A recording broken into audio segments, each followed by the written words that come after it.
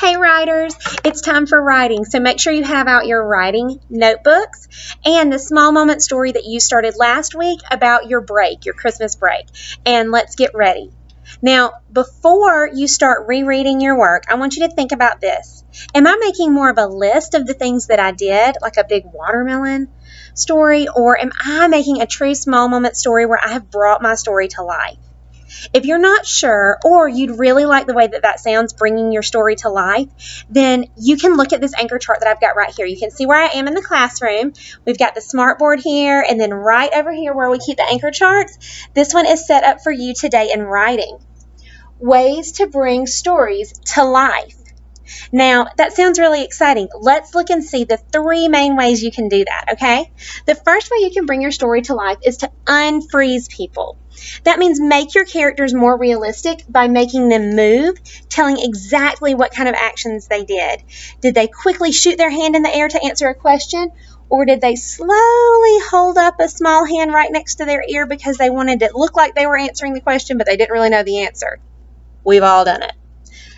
Giving them movement is one way to unfreeze your characters. Another way is to give them dialogue to help them talk. And remember, when characters talk in a story, they use quotation marks.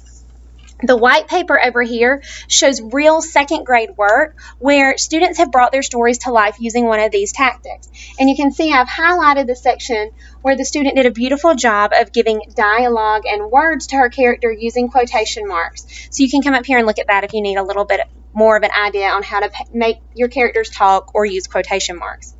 The second way that you can bring your story to life after unfreezing your people is to tell the story in small steps. Instead of saying, I went down the slide, you could say, I walked up to the giant slide and slowly grabbed the first rung of the ladder. As I climbed the ladder, I kept looking up, and it seemed like the top was getting farther and farther away. But when I finally made it to the top, I looked down and saw how far I'd come. I didn't want to be embarrassed and climb back down, so I just let go and went down the slide, and whee! It was so fun. Which one's better? The way that I told the story step by step, or just saying I rode a slide? I think you know the answer. So telling your story in small moments or in small steps makes sure that your reader feels like they're there. And this is a great example of how a student told exactly what happened step by step. If you want to read this, you can stand up and come read this in a little bit to get some ideas.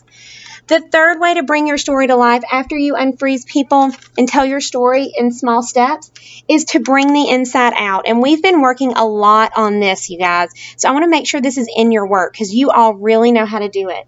You can make your people feel by giving emotions, what's going on the inside of your character.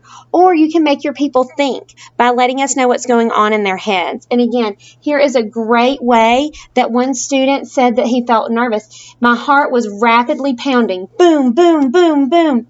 I almost had a heart attack. I was rapidly breathing too. Wow, that tells exactly how he's feeling, doesn't it? You can write like that too, writers. If you need an idea, come on over and take a look at how you can bring your story to life too. Can you unfreeze people? Can you tell your story in small steps? Or can you bring the inside out? I bet you can do more than just one of those.